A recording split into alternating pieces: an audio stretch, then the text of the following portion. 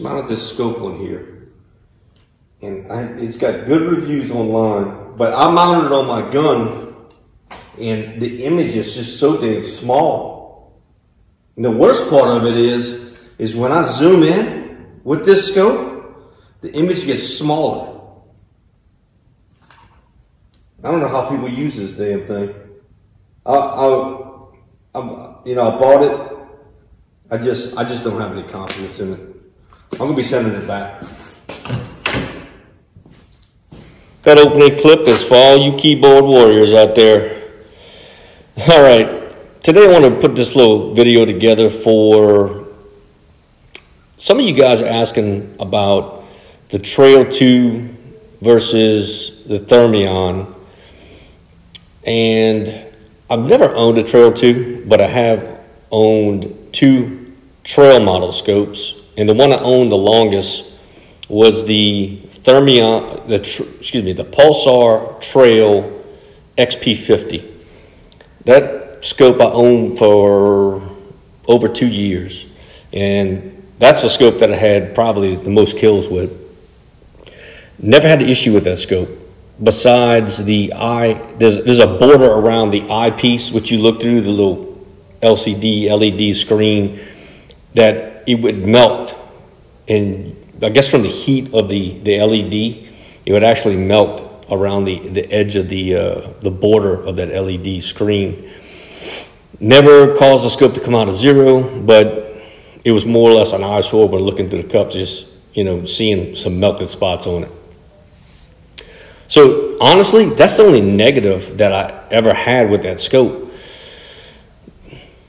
The biggest advantage to me for the trail models is the way the housing is designed. They have upgraded the housing. It used to be just a regular polymer housing, and now they have like a magnesium polymer mix, and it's supposed to be more of a sturdier material. And they upgraded, so if you looked through a Trail 2 XP50 and then you look through the Thermion XP50, you have the exact same image. It uses the same components, same processor, same viewing screen. It's all the same. So in saying that, if you are a guy using, this is my opinion, if you're a guy using an AR-15 and you don't plan on using a bolt gun, I would recommend going with the Trail 2 model over the Thermion model. For one, the platform fits better on AR-15s than the Thermion does, because the Thermion is such a long platform, but it does work great on bolt guns. And also the advantage you're getting with that Trail model is that you're getting the battery. The battery on the Trails lasts 8 hours. And I've tested this over and over with my Trail 1s. I believe that the Trail 2s actually, you can even upgrade to batteries that give you 10 hours or better life. So the biggest advantage there is the Trail will give you that better fit on your AR-15, and you get that battery that just keeps going and going.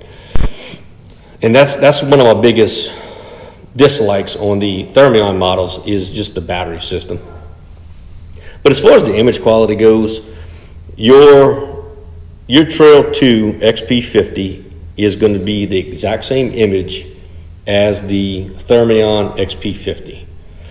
Now, this first set of clips you're going to be seeing is all Trail XP50, Trail 1 XP50s.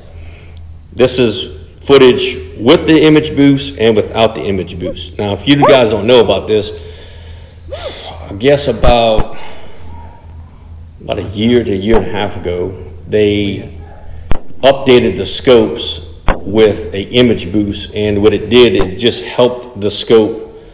It sharpened the image on the scope. Looking at an animal, say at 100 yards, it used to be kind of fuzzy.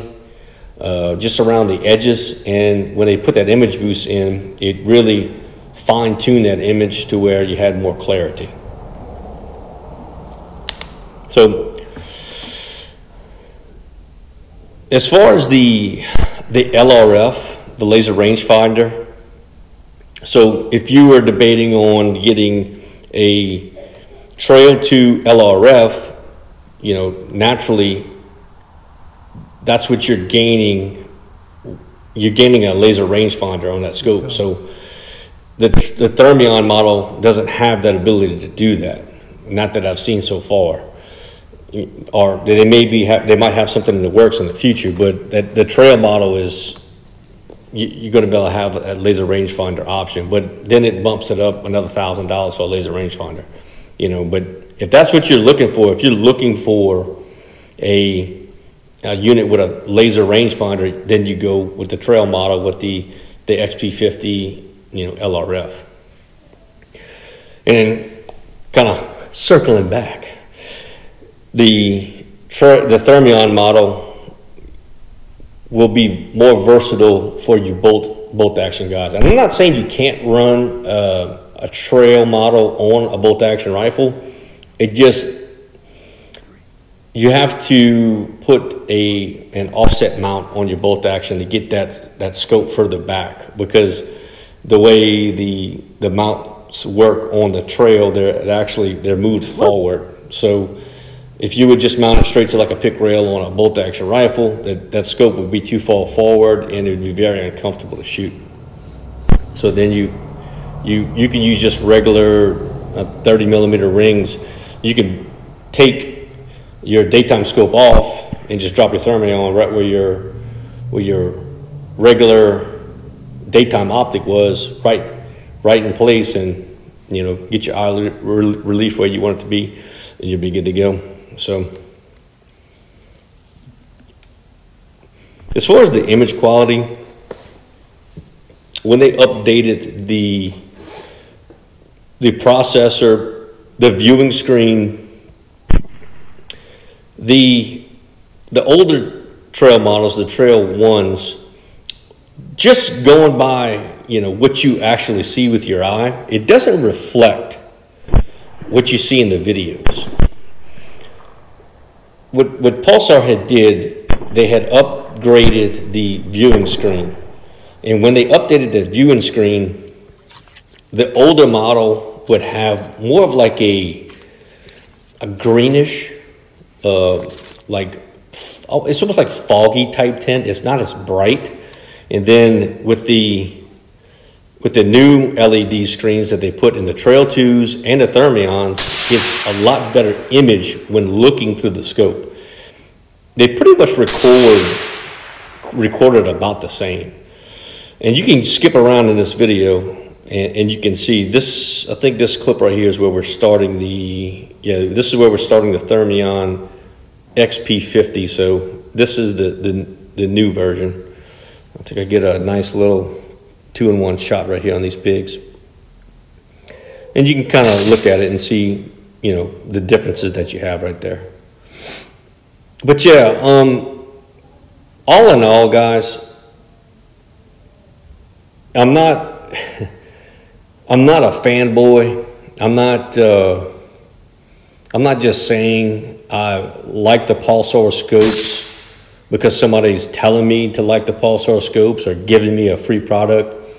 I like the Pulsar scopes is because they get results. I never had any issues with them. I never lost zero. I never had any latency problems, you know, with the recording, through the viewing screen, or anything like that. That's why I'm still sticking with the Pulsars. And if somebody would have asked me today, look, I want a, you know, mid-range or, you know, higher tier thermal scope, I would steer them towards the Pulsar scopes because that's the experience I have with thermals. That may change in the future, but, you know, as of right now, I have the experience with the Pulsars. And I'm sitting there watching this video right here with these little piglets. Hey, I'm not saying I'm perfect. Like, I do some missing, but that big hog did drop right on the edge. And these little piglets, man, sometimes they are just hard to kill. I've shot piglets before, and like knowing I hit them, I go out in the field, and I'm looking like, man, there's blood and there's bone, and those little piglets just keep on going, man. It's crazy.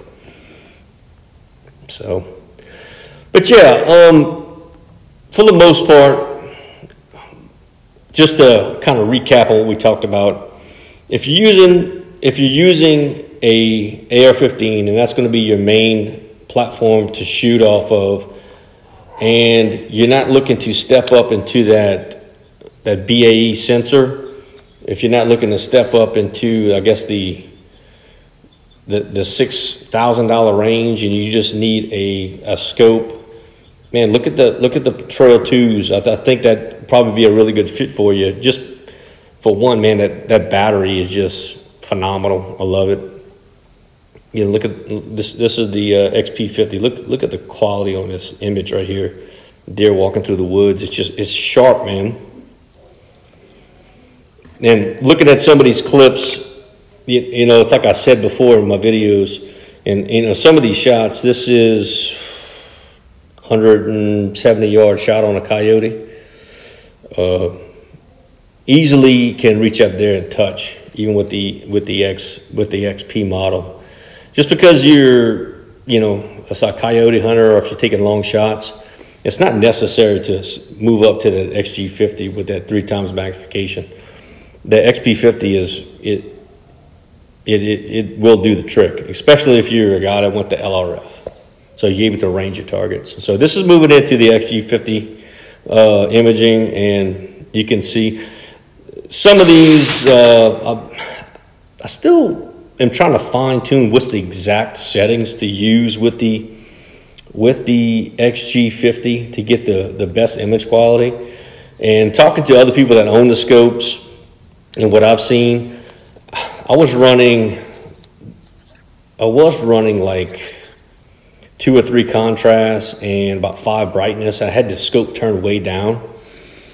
And then I talked to another guy, and he said, run it at, you know, 12 brightness and 7 contrast, and that's where he's getting his best image quality. So, and there's a variety of different settings that I had it on. Basically, what you need to do is when you get out in the field, find, you know, when a coon or something walks out, just focus on the image, play around with your settings, and see what looks best to you as far as sharpening up the image.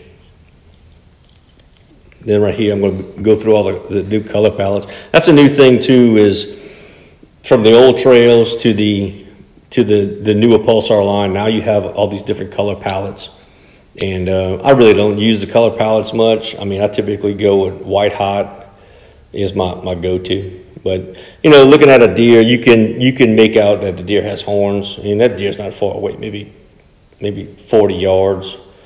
So it's not like it's at extreme ranges. But moving forward, I'm really looking forward to getting my hands on the Halo scopes. I mean, for the past, I want to say 2 years to 3 years, that it's been known that the Halo scopes have pretty much the best image quality on the market. So, man, I can't wait to get my hands on it and see, you know, what the difference is. The reason I never did get a Halo scope is I like to record my videos. I like the fact that scopes have internal batteries. I like the fact that the scopes have an automatic shutter to nuke the scopes. I know that the Halo X, it doesn't have a automatic shutter. You're still going to have to close the cap to nuke the scope, but it does come. The new Halo X is going to actually be coming with an upgraded lens. It's going to be coming with removable rechargeable batteries, the 1860 batteries that last about 6 to 8 hours is what they're claiming, and it has built-in video recording. So yeah, so they kind of met the demands that I have when looking at thermal scopes. So like I said, you guys have any questions, you have any comments, if you like what you see, like it. If you want to see more content from me, man, hit that subscribe button. I sure do appreciate it. We're over 100 subs. We're going to continue to do this. I think the next product that I'm going to be receiving that I've been on a waiting list is I'm getting a Axion XQ38 LRF. So that's going to be the next piece of gear that I'm going to be getting for my hunting application, and I'm looking forward to that. I'm looking forward to getting a device with an LRF for for my hunting moving forward. I'm really looking forward to see what I can do with it. I just need to figure out how to record through that LRF because it doesn't have built-in recording, but it's mainly there to range targets and to scan. So, appreciate you stopping by, and I'll catch you on the next one. Border Patrol out.